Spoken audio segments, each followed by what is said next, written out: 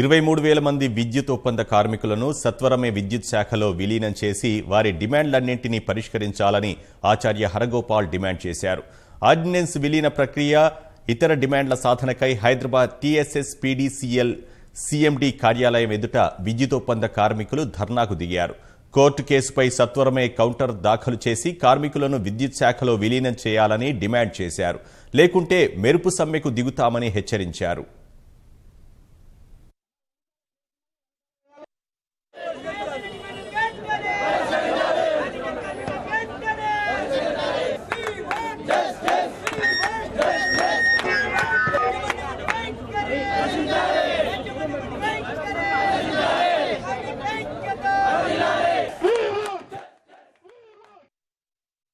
వాళ్ళ మీకు 24 గంటలు కరెంట్ వస్తున్నది.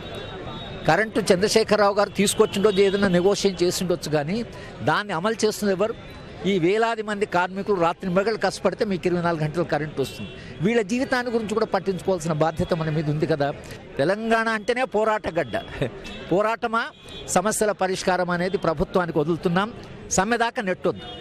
సమ్మె అంటే మీకు తెలుసు దాని పర్యవసానం ఎలా ఉంటుందో.